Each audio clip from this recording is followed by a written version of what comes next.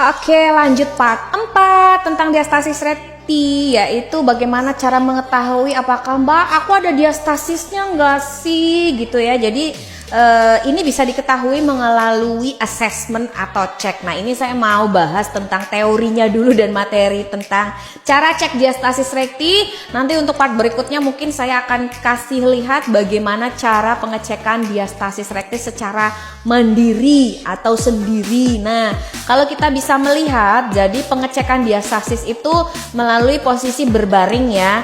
Nah, berbaring dengan kaki ditekuk kurang lebih 45 derajat. Nanti ini sebetulnya optimalnya orang lain sih yang ngecek sih ya, kayak gini yang di atas nih ya, kayak ngecek di atas ya.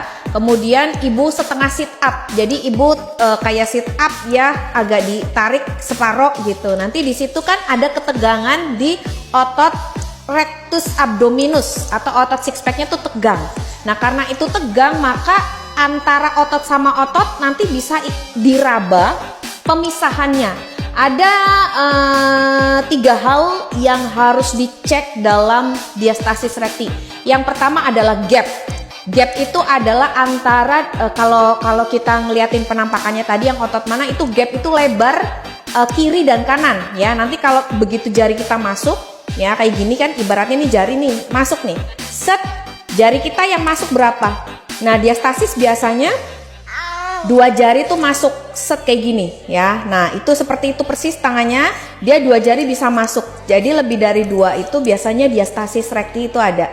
Kemudian gapnya ya. Kemudian yang berikutnya adalah kedalamannya. Kedalamannya tuh pakai ros jari. Biasanya kalau diastasis tuh dalam banget bisa masuk.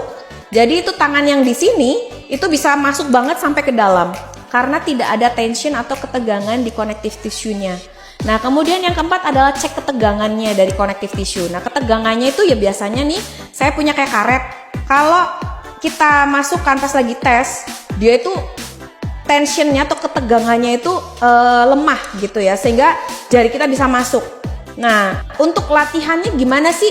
Nah, latihannya salah satunya adalah untuk menaikkan ketegangan ataupun apa ya namanya ya, kayak kita tensionnya ini dibalikin ya, walaupun gapnya masih agak cukup besar gitu, kemudian kita balikin gapnya. Jadi yang tadinya kita masuk tangan seperti ini ya, kayak karet tuh nggak ada ketegangannya, kita bikin dan latih supaya ketika tangan kita masuk ini ada tension, jadi membal, jadi kayak ada yang ngedorong tangan kita sehingga kedalamannya itu tidak terlalu lebar. Itu adalah fokus untuk latihan diastasis rekti, mengembalikan fungsinya dan tension.